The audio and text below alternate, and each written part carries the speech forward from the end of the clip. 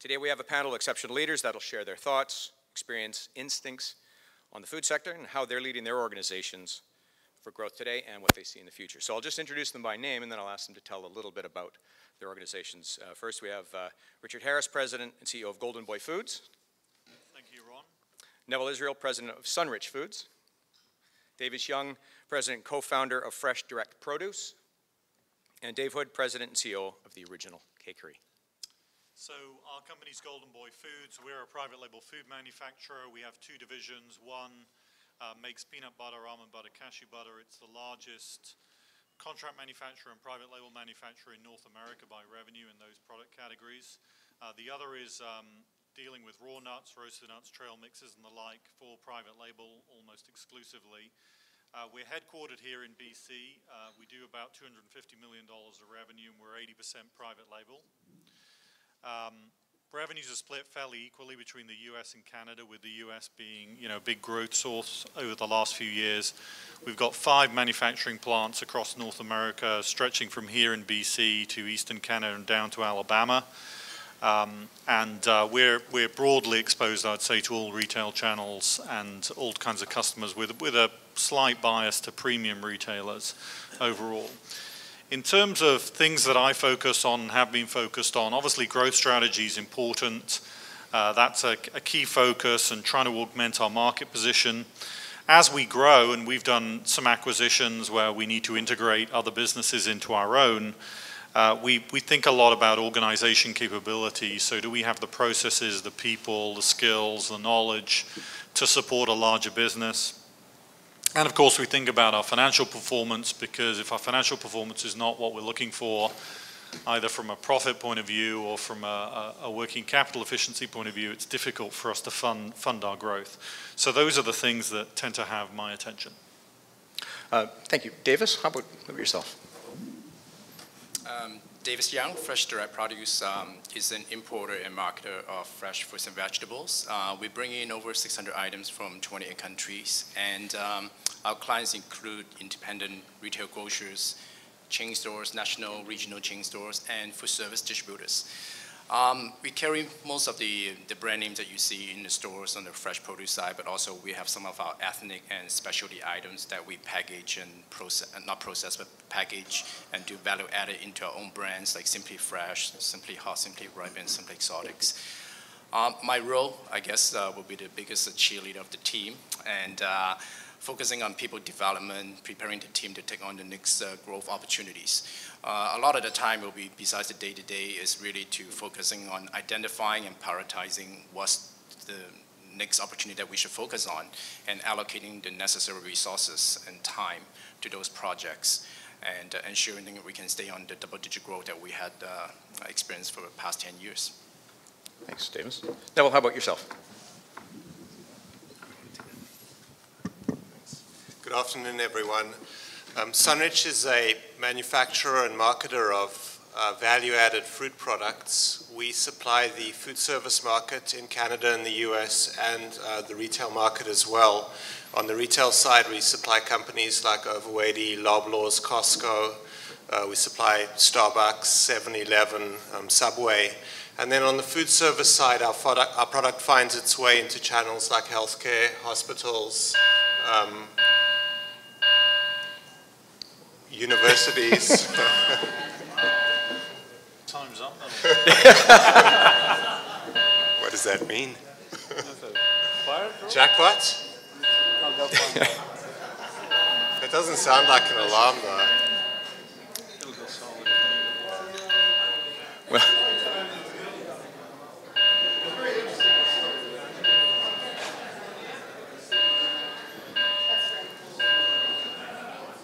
I'm glad we're not doing a highly technical AV presentation. Jeez.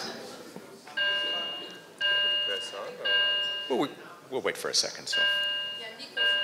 In turn, supply the channels that I just mentioned. Like Richard, we have 4 manufacturing facilities, 2 in Canada, 2 in the States. We employ 800 associates, and we process 200 tons of fruit a day, 7 days a week, so quite high volume. In terms of challenges, our biggest challenge is supply chain. My biggest challenge is public speaking, but our biggest challenge, our biggest challenge is supply chain. Come on. So supply chain, a big challenge for us. Global weather patterns are really having a major impact on our business, and really have increased costs and have made it difficult for us to get our hands on good quality product throughout the year. And just in terms of scale, or a little more detail, we carry probably 2 or 3 days of inventory of pineapple at any point in time, but it takes 10 to 14 days for pineapple to get to our facilities from Panama and Costa Rica. So if we get a load of pineapple that doesn't meet our quality needs, it's too late when it actually arrives for us to really do much about it. We can't pick up the phone and order another load. So we need to have QA people at source in Central America.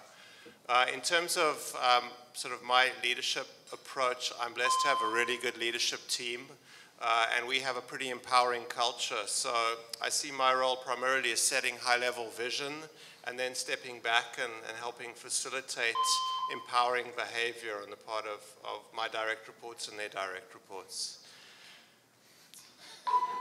Good luck. Thank you. Well.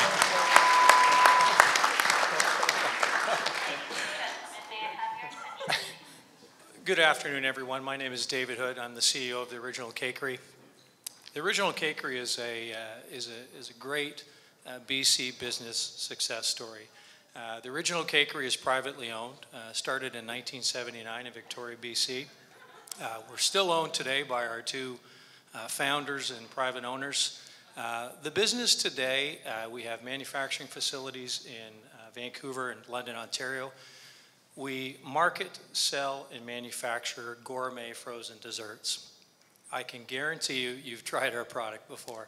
On the in-store bakery side, we've got proud partners here today, I believe, as Overweighty, Costco. On the food service side, we would be establishments similar to this through Cisco and GFS. And that's the business that we've built over the last 35 years.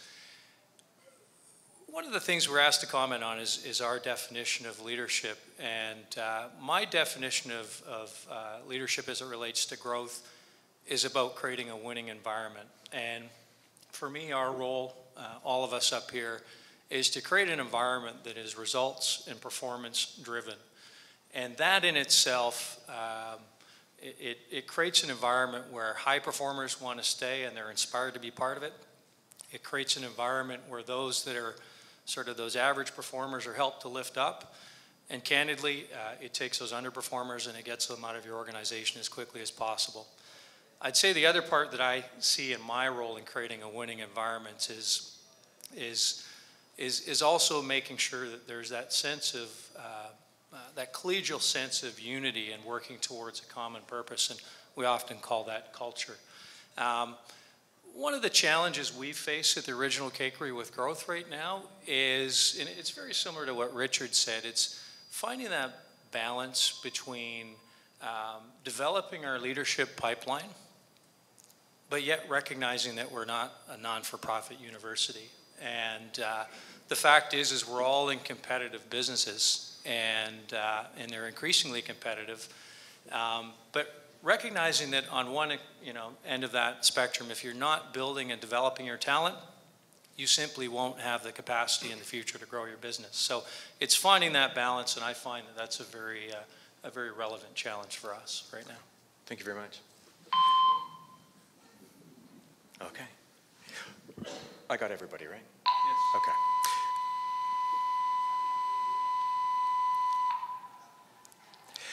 Moving on, next. You're doing good. We have investigated the alarm and the situation is being resolved. Still. There's no cause for concern. The elevators will be operational momentarily. Thank you. Can you do it again? No, she's going to come on again. Okay.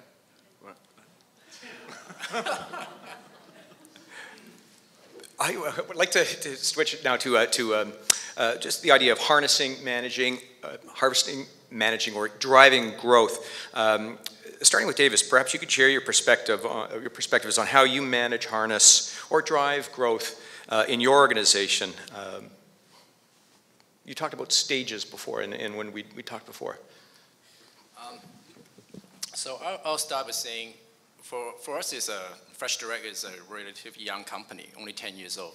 So when we first started, there were only 10 people. We had 2 trucks, and purely the growth was driven by passion and hard work and just a pure survival.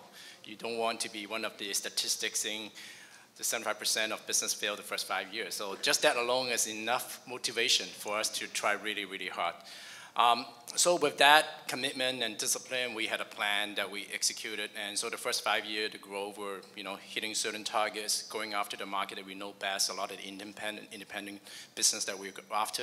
So we were able to wrap up that sales pretty quickly from 10 to about 80 people. And we were moving from a facility of about 21,000 square feet to 55,000 in 2008.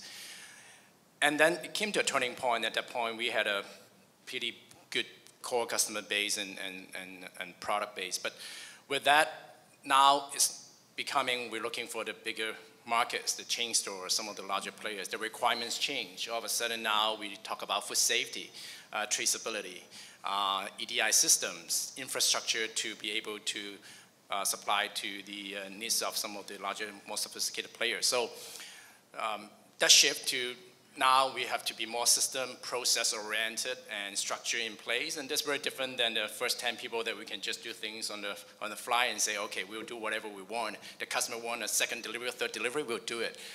Now it became impossible. We put those systems in place. So the past 5 years, I would say, is now really from that growth of more just by passion to more structured growth. So that, I would say, past, now 10 years, looking at the next 5. What does it look like to explore a new market? We opened Calgary about a year and a half ago, and now we've got about a team of 160 people. So how do we scale this up? What are the changes in the market that we have to look at, and what are we prepared to do to take on those opportunities? So I would say every growth stage that comes with different challenges, and even on the leadership side, I could be very hands-on in the beginning. Now even I wanted to be, it's very difficult. And so my role changed from more to be a general manager to become more strategic, and also the big part of my job is really about inspire the people to be as exciting on the vision that I have as where the company is heading. So that growth changes with time. Okay. Neville, how about yourself? We've been fortunate to have benefited from the trend towards healthier eating, and so growth has come pretty naturally to our company. We've grown by about 10% a year for the last 15 years.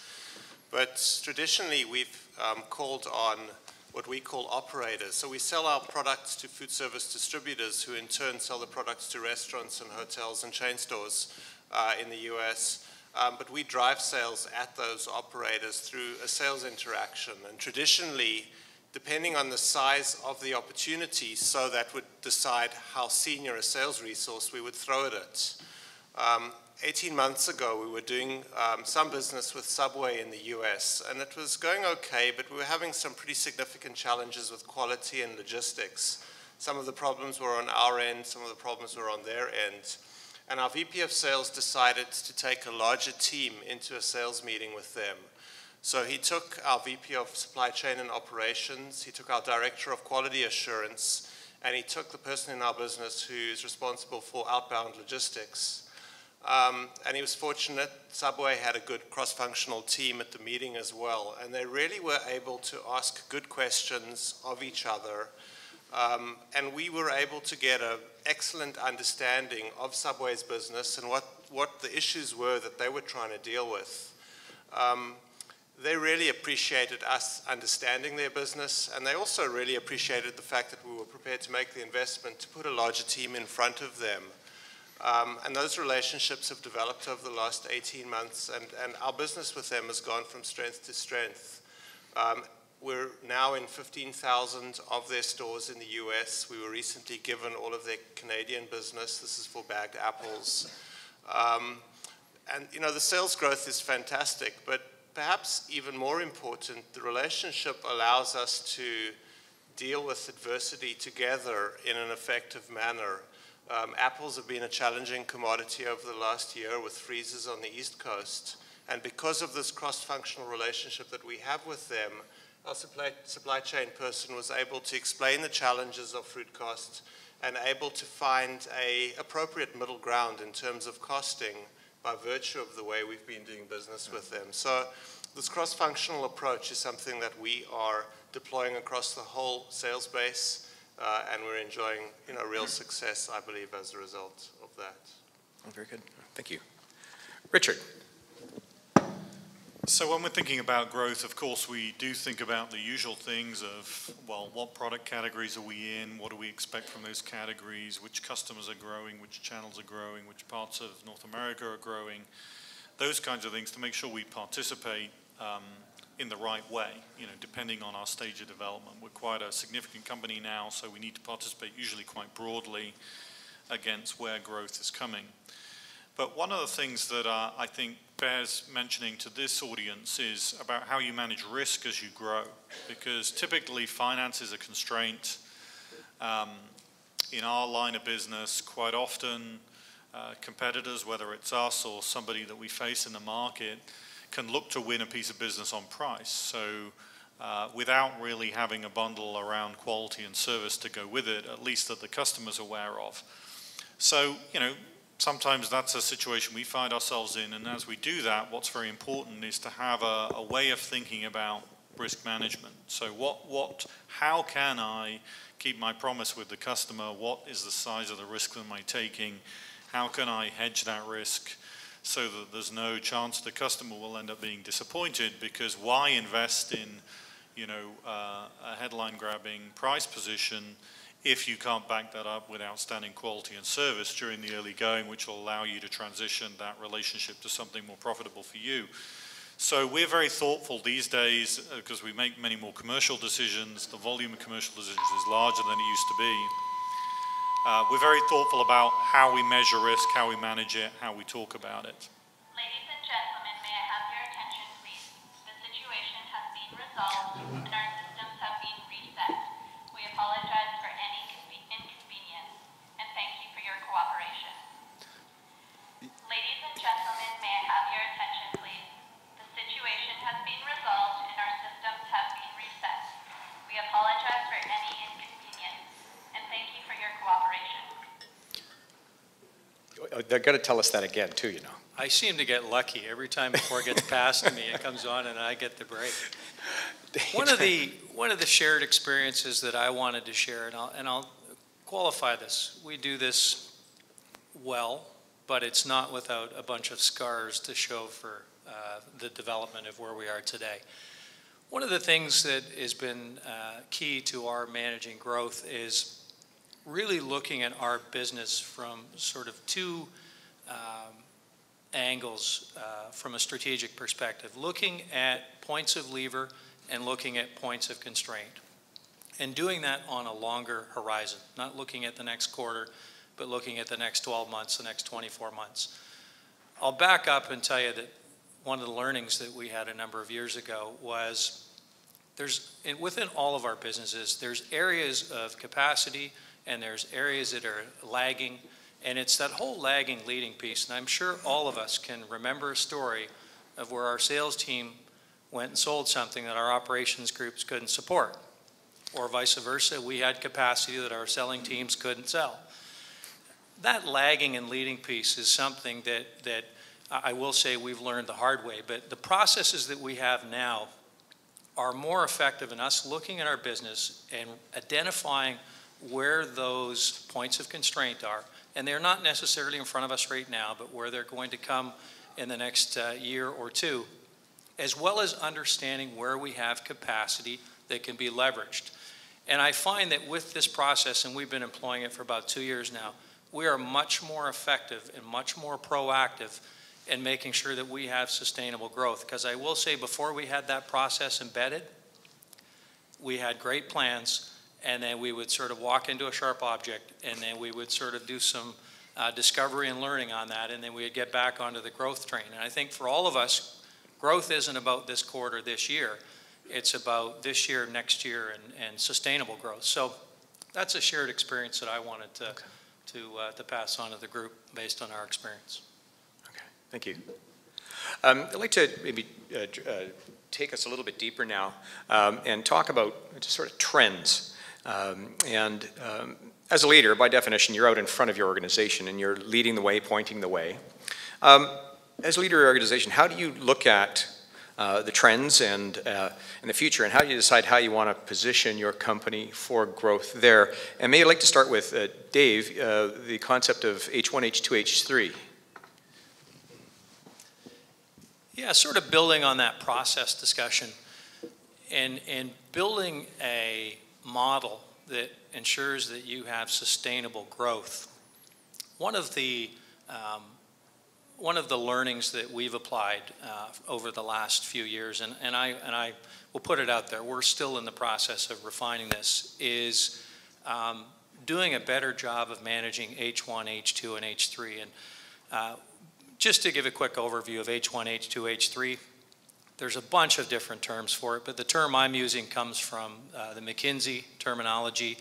There's a great business book out there called The Alchemy of Growth. It really speaks to the fact that H1, that's what your customers know you for now. So that's effectively line extensions of what the market knows you for.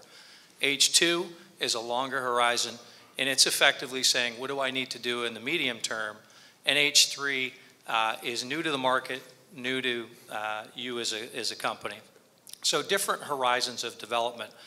I don't think it's probably an uncommon occurrence for any of our businesses to say that we sometimes focus too much on H1 because they're quick wins, they're low risk.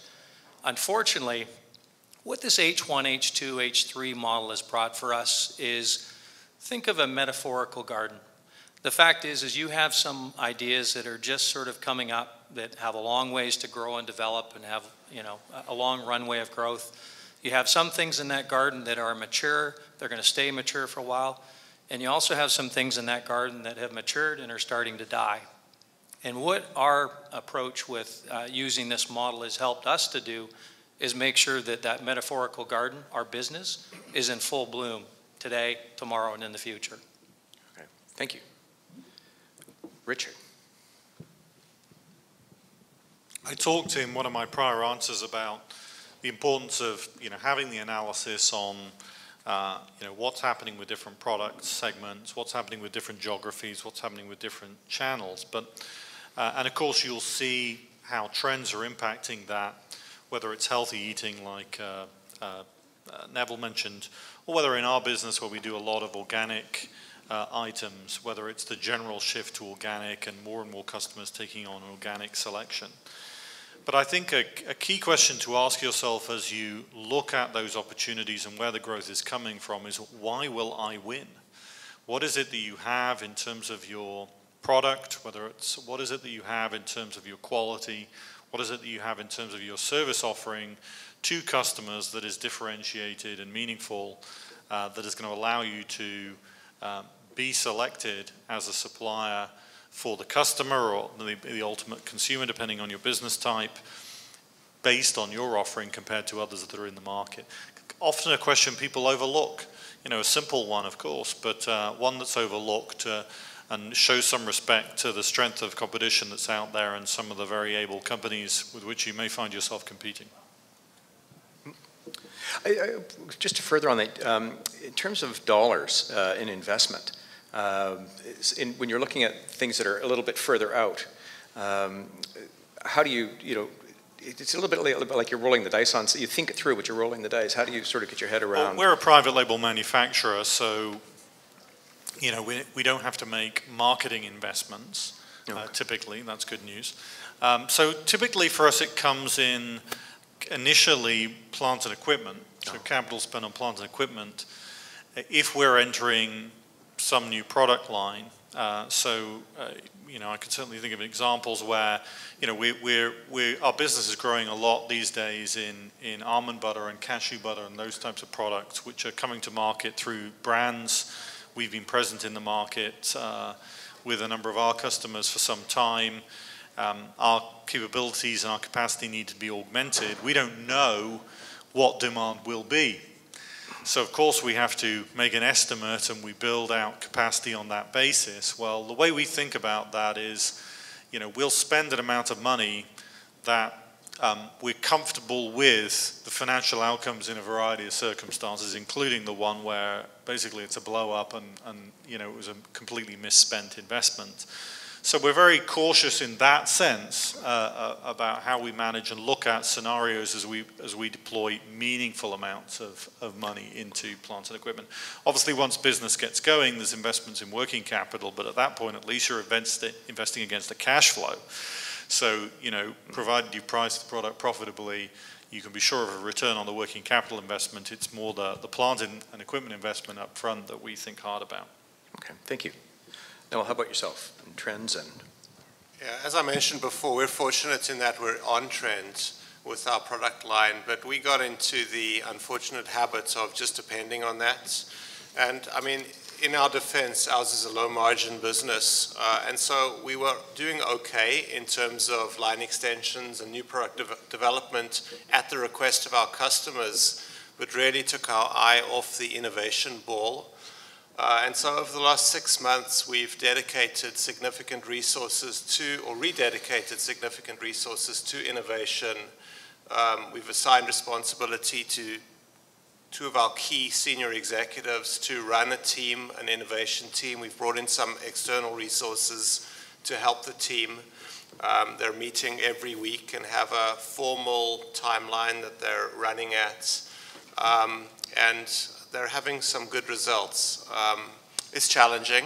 The cost and the opportunity cost associated with having a large group of senior folks running at innovation in a low margin business when the returns are only going to be enjoyed years and years down the road is difficult. I will admit to having sleepless nights or sleepless moments about it, but it's definitely appropriate, and we need to continue to make those type of investments. I think all companies in the food manufacturing space need to be thinking out 2-3 years and really doing a certain level of out-the-box innovation thinking. Very good. Davis? For my share experience, for us really about looking back, like the growth that we had the last 10 years, we definitely had that horizon, like the X1, X2, X3. What was the X3 at that moment when we first started is now the X1. Just a solid business with the existing clients, with the product that we carry. But we are now looking at, okay, what's the next 2 years horizon? So for that, like 2 years ago, we started opening Calgary. At that time, there was more the X2, and now it became now the X1. Like, so we need to grow that business and making sure that we have a solid foothold there and expand the business. And now we're looking at some further horizon down, maybe going to the US and some other things we want to do with M&A opportunities. So always, I guess, that time frame just keep moving with the projects on hand and things that we needed to do. I think from more the leadership role is really how do I spend my time accordingly so that I'm focusing enough time to make sure that we're doing right with the existing business and being profitable and generate the revenue and dollars to invest in those capital infrastructure. At the same time, working at the medium term so that we know that next year, just 2 years down the road, we're still able to meet that 15 or 20% growth that we had to target. And also have some projects, you know, for 5 years down the road that we think that could be something. Looking at the ethnic trends that we saw years ago and we investing time and energy and people to really looking at that market, how we could be kind of the market leader in some of those areas and the items that we do things differently than others. So moving along that spectrum, so that is not a process that you just finish. It's actually a continual process, and I think for most companies able to sustain the growth is that have a more robust structure in place coming from the senior management team to execute. Okay, thanks. I also want to just encourage the panel, if there's something that one of your panel colleagues has said that resonates, please feel free to jump in and comment and so on. Any comments on what you've heard so far? Yeah, I just add, I mean, I think Neville's comment is a very good comment. I think what I've heard Neville is doing, and I think it's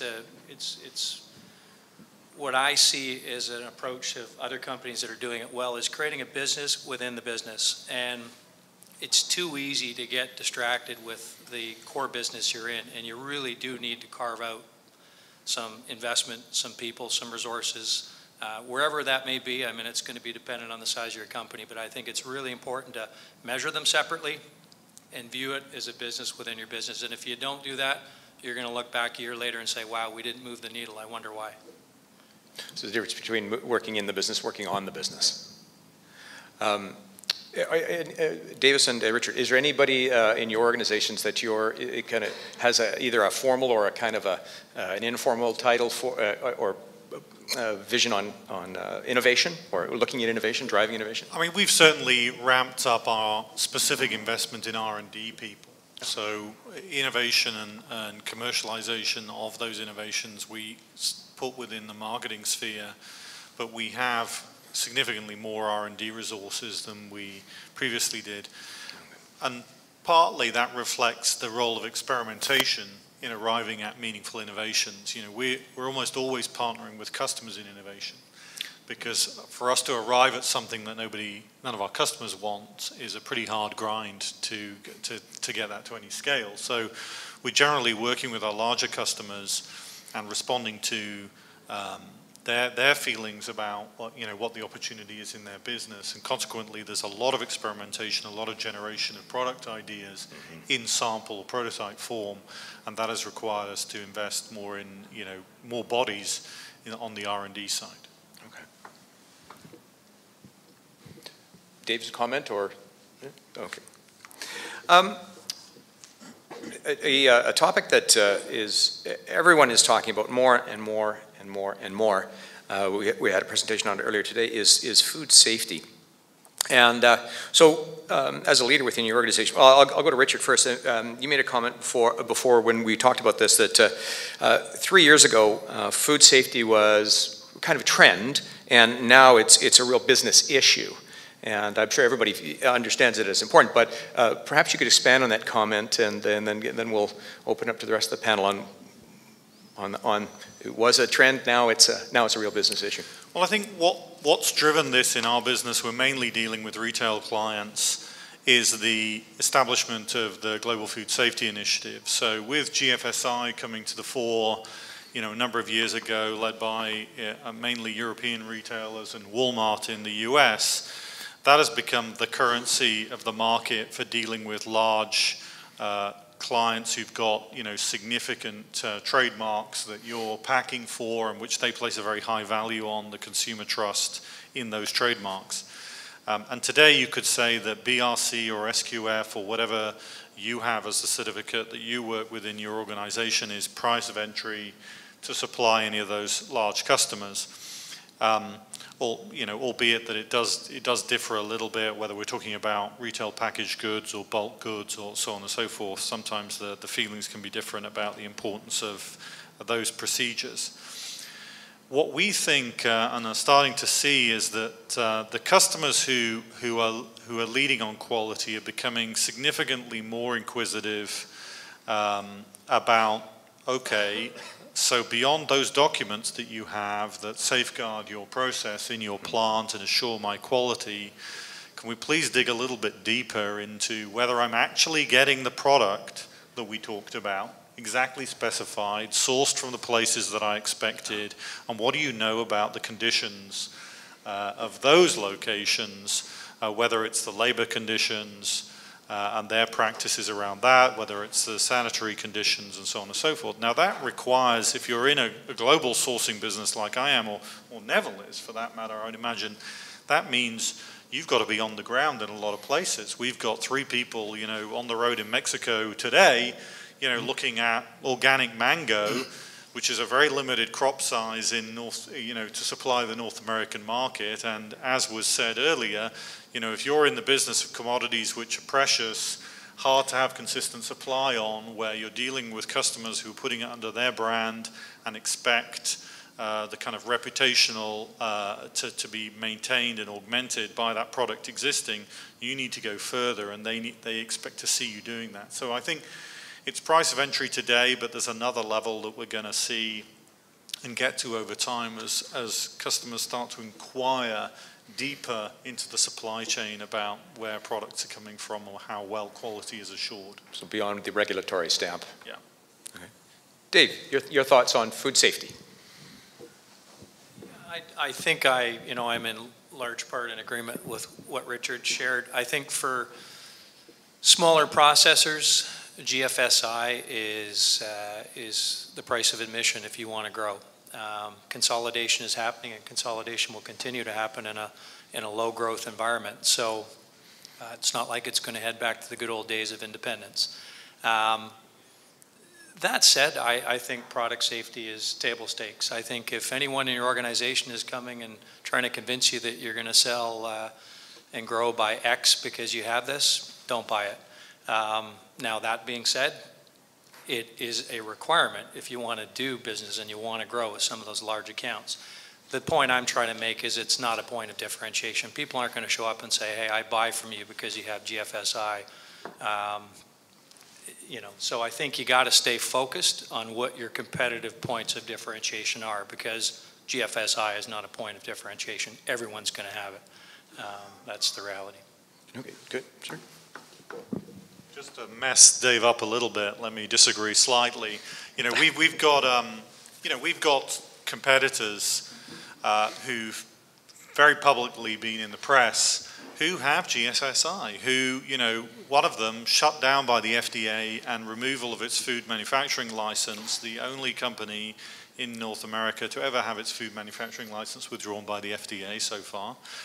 And yet it was GFSI certified. So I think there are differences. I certainly agree that if you want to grow, you have to have it. But once you've got it, that is not a destination. You need to go further than that. You need to be satisfied that you can create as close to a zero recall environment as possible for your product class. Clearly, you know, different product classes have different characteristics, and that can be, you know, more or less of a challenge. But to get to a zero recall environment is where you need to be stretching to. And if you do that, eventually customers get to hear about it, right? They're smarter and they ask more questions. So today, you know, a major retailer that you guys would all know who was involved in a problem in one of our product categories, you know, had never asked how many times goods had been on hold for salmonella, right? How many times have you produced finished goods with salmonella? So, you know, hey, wouldn't that be a good question to have an answer to? And yet, when we were asked that and able to give facts around that, they're kind of shocked at the difference between two manufacturers, both of whom apparently have the same certification and can write the same PowerPoint chart. So, you know, I think what's going to happen is customers get smarter. Just like everybody else, experience is a teacher. And as you learn things, bad things happen around you to other people or in other categories. You tend to ask better questions, and better equipped manufacturers are therefore going to grow faster. Okay, thank you. Neville. I'm not going to get into the argument on whether it's a selling tool or just a cost of entry, but I will say this is a huge trend that I think is going to accelerate, and one that we all as food manufacturers need to be looking at very carefully. You know, the Safe Food for Canadians Act was passed in November of 2012. CFIA right now are drafting regulations to enact that act. In the US, President Obama's Food Safety Modernization Act was passed last year as well. FDA has drafted regulations already, and they're out for consultation and comments, and the world is changing. The risk of recalls and government involvement is going through the roof. I think it's critical that all of us as food manufacturers are doing the basic things like doing mock recalls regularly. I would argue more than once a year is required. We all should have crisis plans that we revisit every year. I'm sure most or all of us have them. Beyond that, I think it's critical that all food manufacturers do some media training. It's probably half a day of a year of investment of your time. It'll make you a better communicator, but it really will put you in a good situation, a defendable situation in a worst case scenario. And then the other thing I put on the table that's been very powerful for us, and it just kind of landed in our lap, is at conferences within our produce industry, I've had I won't call it the pleasure, I've had the experience of interacting with manufacturers and wholesalers who've gone through recalls themselves. And there is nothing more powerful than listening to their experience. And really, it motivates you to go back to your office and roll up your sleeves and make sure that you're as prepared as you can be, because the worst position you could be in as a leader or a manager in your business is to not be adequately prepared in the event of a food safety incident. We're investing in whether it's the food safety or into technology or into the capital building ripening rooms.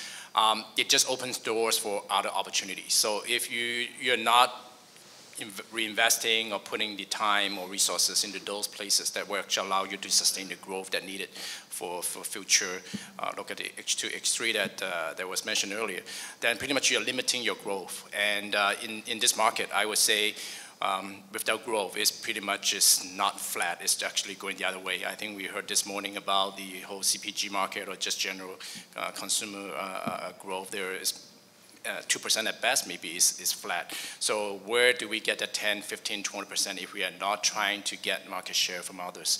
And those things become very obvious that it's actually not a consideration anymore. There's things that need to be done. Thank you. Just something that, Richard, you said, first plant shut down by the FDA. And this, do you see more of that coming? Well, I think we will see more of it. I mean, it comes out of the Food Safety Modernization Act that Neville just referenced. There's a bit of an unknown frontier here. We don't know how the FDA is going to behave. Their new powers are very burdensome for them. So, and they made a lot of promises that they have not kept so far. And they don't have resources. And they haven't been given resources that match the sort of headlines. So at this point, I think it's a little uncertain how this will actually play out. But nevertheless, you know, we've had an experience in our industry already, so I think you can say it's real. It's just that we don't know what the scale will be. Okay. Any other comments on that topic? No? Okay. It sounds also like sourcing is becoming, not just from a monetary point of view, but from a quality, is becoming just extremely important, or more and more and more important. So dedicating more and more resources to on the ground, everyone is, or perhaps some comments on that? Well, I will share one comment, and actually this is Richard's comment. We were talking the other day. You know, one of the trends right now is better for you, organic.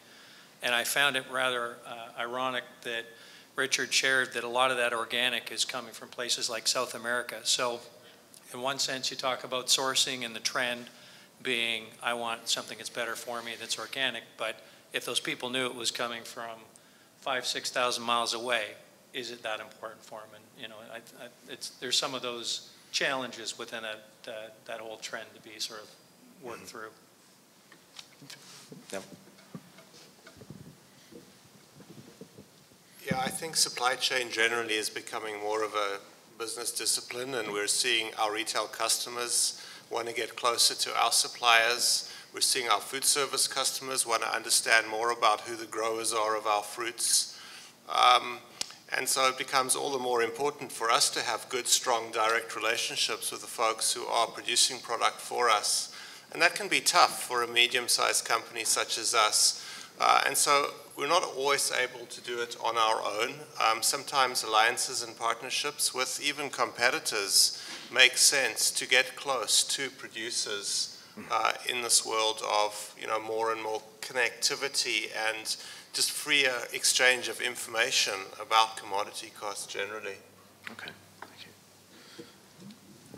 I think overall, though, we very much welcome it. I mean, if we go back a number of years, even at our own company, there would have been, you know, let's say more liberal sourcing practices than we would engage in today, and many more suppliers involved in supplying a commodity and much more variation in specification and so on. And I don't think, you know, whilst that might have led to some very good pricing here and there, that it's really in the interest of the customer or the consumer to have that level of doubt again, around the specification, the assurance of quality, and the reliability of supply on a commodity, you know, no matter what business you're in. So I think these are basically good things, but they do bring challenges, as Neville says. I mean, you cannot be everywhere, so it's difficult to make the same promise, we do a lot of volume in cashew nuts, which come from it could be Vietnam or India or Brazil or, lots and lots of other places. And these are not near here. And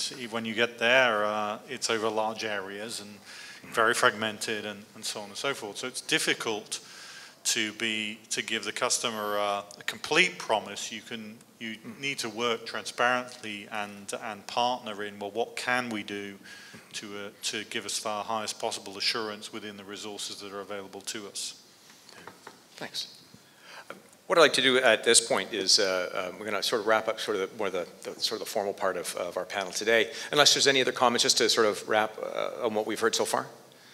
Just one, as a leader, I'm going to ask you this one question, then I'm going to open it up to the audience here to ask what they will. As a leader, what are you passionate about? Why don't we start with Neville? We'll go in order this time. I'm passionate about our high-performance team. I love the concept of winning and winning together. I love the concept of being surrounded by folks who are passionate about our business and passionate about building their careers at Sunrich. So I get so much pleasure from seeing my team perform effectively as a high-performance team. It really sends shivers down the back of my neck. That's what gets me excited. Richard. I would echo that. I think that, ultimately, when people go to work, what are they doing? They're spending time with people. So when you say what is a business, ultimately it comes down to the people. And as a business leader, in order to get excited, you have to feel like you're creating an environment people want to be in, that they're enjoying and being rewarded by. So that's the most important thing. When you say what gets the people going, the people are excited when customers are happy. So nobody likes anything more than to hear good feedback about their product, their service, their quality, whatever it was. So when you say in the building, every day, it's about those people and whether they're fulfilled, and what's making them happy is doing a great job for a customer. Great, thank you. Davis, what are you passionate about as a leader? For me, I'm really passionate about learning and growth and to make a positive influence on people around me. So for the company, this is something that we talk about a lot, and I really try to instill that into the culture of the business.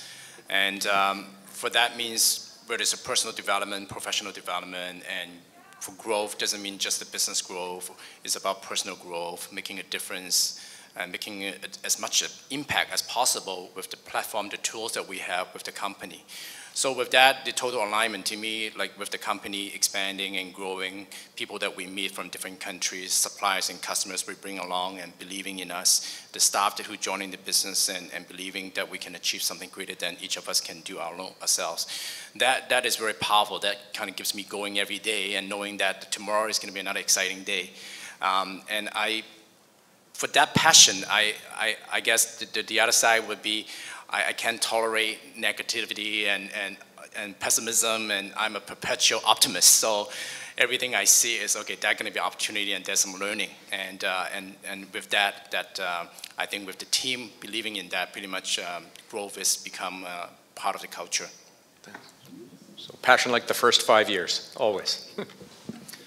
At the risk of sounding like my peers here, I'll share two brief ones. One, at an individual level, I love seeing driven people grow and develop. It just puts fire in my belly. Second piece, I love watching cross-functional teams tackle big issues and win.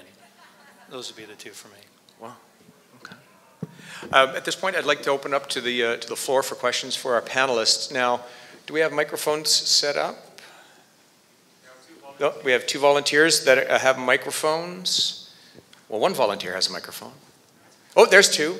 So if you have, put up your hands and, oh, we have a question back here. Keep going ahead. There we go.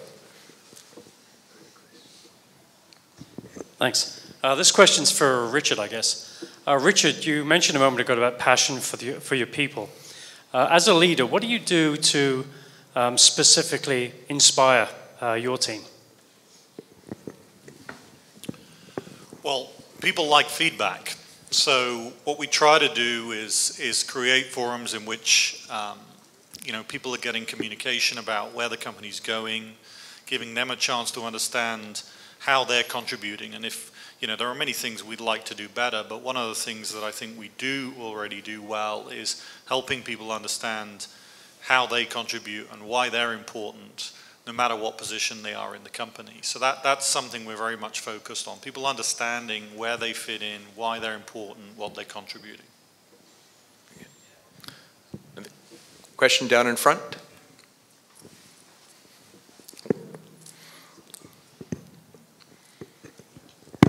Hello. I think this question is more for Davis, because your company expanded quite quickly from 10 employees to a lot of employees, and in that situation, the culture dilute really easily. Then what exactly did you do to perpetuate the culture throughout the company? That's a good question. There's always one of the challenges with fast growth, and when there are only 10, 20 people, it's quite easy to get everyone on board. And I used to interview every single individual that joined the company, whether it's a warehouse person, an office staff, a driver. I really like to spend at least half an hour explaining who are we and what are important to us and what success looks like working for this company. I'm not able to do everyone now, but still I would try to meet as many new staff as possible every time that they're joining the business, to at least have that face-to-face. And part of the routine or the orientation is to have a lunch with new staff for me when they join, so that at least get to know them personally. And usually I will also have one-on-one meetings with new staff the first month that they start. So those are the more intimate, like kind of one-on-one relationship. But on the other hand, there are a lot of things that we do as a company. We have gym nights. We go to the child run or sun run together, and a lot of the social things we do together, like we go buying and sales retreat, that I always participate and want to be part of it. There's one thing to say that you believe in those things. There's another thing you're actually doing it. We had a wellness program that we would provide fruits and vegetables every day, have it washed and ready for the staff to enjoy as a healthy snack. So we say we're in the business of making a healthy difference. So we want to back it up with actually doing it, and so that all the things that I think people watch closely, and I tend to talk a lot and explain a lot, but on the other hand, now learning from there is really about what we do, and people get it. And for people who actually don't believe in certain things about the culture, our values is called FRESH, like focus, relationship, enthusiasm, sincerity, and high standard. For people who don't really believe in those things, really don't fit into the culture in the company. Question down in the back. Yep, my name is Brian Cole. Just a quick question. You hear the old adage, are leaders born or are they made? And I won't leave it that broad for you, but is there a particular part of your career development, your education, that have given you the tools to be successful leaders today? And I'll offer that up for anyone that wants to answer. Neville, you should take it as well. I would say that leaders are developed, in my view. I think that all of us in this room are here for a purpose today, and that purpose probably through the course of our careers is about expanding our perspective, challenging our paradigms, growing and developing. When I look at my development, there was some very influential people in that development, and I think obviously you've got to have the self-awareness to be able to look at how you are showing up and how you want to show up differently. But my answer to that question is leaders are developed. I think as organizational leaders, I struggle with this sometimes because the organization I lead, we provide tools for people to develop. I think that sometimes there's a personal accountability that disappoints me that there's not more people taking the initiative to develop. And I just had this discussion with our Vice President of Employee Experience about 2 weeks ago, and I asked her, I said, have we ever turned anyone down for any type of development? And the short answer is no. And whether we're supporting someone through their MBA or their, whatever that may be. So, as an organizational leader, I think we need to make sure that we've got that infrastructure. But the opportunity for us and the opportunity for me as a leader is to start to create that awareness at an individual level in our business to say, what are you doing to take ownership for your development?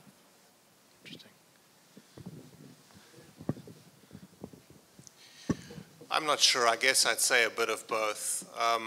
I joined Sunrich 15 years ago, and the founder of the company, a gentleman by the name of Brian Teason, had and still has just fantastic interpersonal skills. And one of the things that he did with his business was to truly empower everybody who worked for him. So he gave all of his direct reports an opportunity to exercise leadership in the area of the business that they were involved in. And that was a great learning opportunity for all of us. And the culture of our company has developed from that. And I'd like to think that all of us as leaders at Sunrich continue to work to develop as leaders. It's a never-ending game. We invest a lot in training. All of our senior executives work in key groups. I'm a member of a key group. I work with an executive coach. We do 360 reviews. It's a never-ending game. I mean, if forced to pick either side, I think the development side of it is bigger than the born side of it, but both are pretty important, I guess. Dave, would you like to weigh in on, are leaders born or developed, or? I'm not sure I would have a comment on that, but I do believe that leaders, we learn and grow and become a leader. We can choose to become a leader. It's a choice that we make every day, whether you want to make a difference in your family, your friends, and your circle of influence. By that definition, I think we all could be leaders, and how to become a better leader would be the question that I was focusing on. For me, how to become a better leader is through an environment like this, to learn from others, to develop a network of people who want to grow and to be better, to join forums and groups that you think would help you personally and professionally. To me, that has been a very helpful experience. Having mentors, my former boss that I worked for 10 years is a great mentor, and I look up to him still this day, and things that he taught me, and that you listen to people around you, and you become a better leader if you chose to become a leader. We have a question down in front. Oh, Richard, did you weigh in? Okay. Oh, there's a gentleman with a blue shirt in front here. Oh, you have the, somebody already has the mic. Sure, yeah, no problem. We'll go to you next, sir. You're after me, no problem. I've got there's been a lot of talk about the alchemy of growth, and in H3, the futurist type of section, there's a question of, does the leadership team spend enough time thinking about their business in the future and the evolution of it? And I'm wondering, what's your strategic planning process like? Do you take enough time? How does that look? And how could you maybe share that with the group?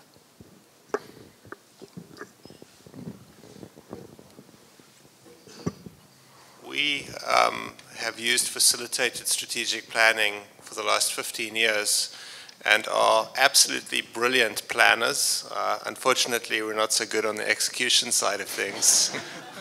In my experience, planning is pretty easy. It's executing that is challenging. So through our process development, we tend to focus more on really a monthly review of our strategic plan with our entire leadership team participating in the review, and we hold each other accountable to actions against the strategic plan.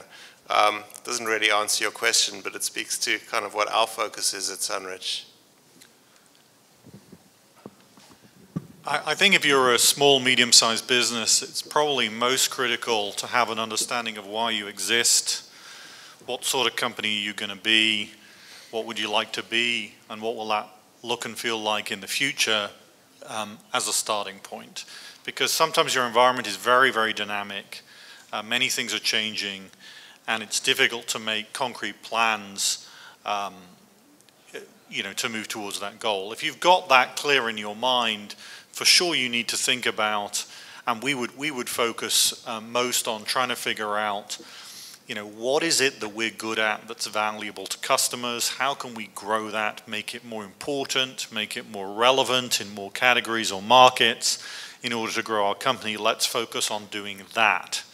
And opportunities will come, and as long as we're feeding ourselves by prospecting, if you like, trying to meet new customers, make existing customers aware of other things we can help them with, growth will occur, never according to whatever spreadsheet you wrote out or PowerPoint chart that you made. So my advice would always be kind of get down to brass tacks, understand where are you headed, why are you going there, what are the things you need to be good at in order to succeed. Worry less about the exact numbers along the way in terms of hitting specific goals, other than, of course, worrying about whether you can finance that growth.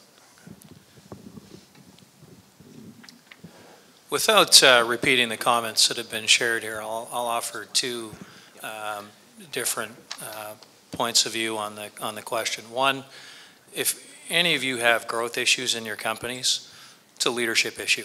And all of us at this table need to look in that same mirror, because we tell ourselves stories, we have excuses, we have justification, but at the end of the day, sustained issues underneath growth, it's a leadership issue. It's a bit of a separate sort of comment, but it's one that sort of builds on Neville's comment.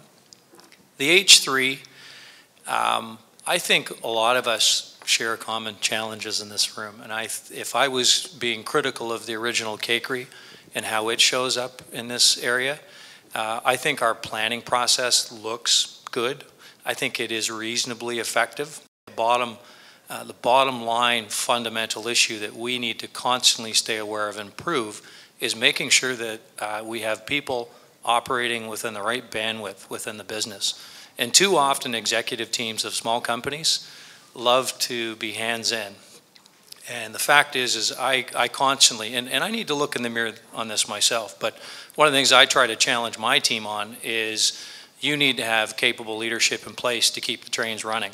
At the end of the day, your role is to be strategic. And if you're constantly wanting to be immersed in the tactical and the daily, then chances are that leader's a problem and will eventually become a constraint to your growth. We have time for one more question, gentleman in the blue shirt. Fred Haynes, a fascinating panel, and I've enjoyed every minute of it. It's been wonderful. Running our own organization, I reflect on much of what you're saying. Here's the question. As you plan for growth, and as you go through H1, H2, H3 into the future, your human resource side, do you talent spot? Can you reflect on, please, talent spotting within your organization to groom people for those management positions versus looking outside and cherry picking from other groups? Wow. For us, it's definitely a learning experience and a challenge as well as an opportunity. So we do both. We actually, well, obviously, we're starting with 10, so we need to hire more people. So there's a lot of good people along the way that we were able to attract and hire, but the skill set definitely changed from the early days to what we experienced the last couple of years. So the type of managers, the type of skill set that we're looking at changes dramatically. So what that means is sometimes we do try to identify leaders or potential leaders in the company and trying to groom them and putting them through some projects, stretch assignments to see how they deal with it. And we were quite successful in having a couple individuals that were with us for 9-10 years since we started, and they definitely developed to become leaders of the company. At the same time, we also look outside the company and see where some of the skill sets, whether it's in operations or finance and other areas that we may not necessarily have the skill set internally. So for us, it's a combination of both, but we do spend quite a bit of time and money in terms of training and development, which is really not about short term. It's really about the medium and long term. And a few of our executives are on forums, and we're hiring trainers to come in, even just to do communications workshops so we can talk to each other in a way that's more effective. 5 minutes, get down to the point. Don't spend half an hour and still kind of going through the motions. And so things like that we find very effective. But I think the big thing is, I think it's not right solution for us, but it's a combination of both internal and external. A couple of years ago, we did start to do what I would call really basic succession planning, and we only do it at the executive team level down. So we don't have a process which, kind of cascades up, if you like, from the lower in the organization, but it does go down through all the managers, and we look at potential, and we look at retention risk, and then we look at successor candidates for all the key positions in the company. And if we see that we have a critical position which basically has no backup, then we choose. at what we're going to do about that. So there can be certain instances, if you're a small, medium-sized company, where it's pretty difficult for you to have succession for your IT manager, for example. You know, there just may not be the willingness to invest the resources, and maybe you can't even attract and retain somebody to sit in a number 2 position in the size of organization you are. But in other cases, you'll see a gap and say, okay, we need to structure our organization differently so that we have better succession. So in quality, for example, you know, maybe you've got plant manager, at the plant level, you've got quality managers, and now you've got a director. Well, now there's this gap. How am I going to move from one to the other? You can, of course, redesign your organization in order to create more likelihood of succession being internal in the future. So those are the sorts of things that we look at, try and take into account when we're doing the design of the organization, what roles exist, what roles get created or moved, taken away, etc. Okay. We're not as sophisticated as Golden Boy. We do a lot of the training in that respect. But 2 things that I haven't heard mentioned. We do formally once a year identify what we call high potential individuals in the business, and we make sure that the right training and retention plan is in place for those high potentials. And we have a goal as far as a percentage of total employees that we'd like to see in the high potential basket, if you will. And that's been reasonably successful. The other thing that we do is we maintain a database of folks in the industry, either on the sales side, operations side, any side, that our employees come into contact with that they think would be a good fit for the Sunrich culture. And we expect everybody at least once a year to be adding somebody to that database. And we use that as a networking tool, if you will, so that when a recruitment process starts, we're not starting from ground zero. We've got something to potentially call on. We've not had a lot of success recruiting against that. We're a few years into it, but I do believe it's an appropriate tactic. In the interest of time, we have to cut the panel at this point. So what I'd like to do is I'd like to say thank you very much to our panel, Dave, Davis, Richard, and Neville, for sharing your time, your insights, and your candor. It's been most enlightening, and thank you very much. Good job. Well done. That was fun.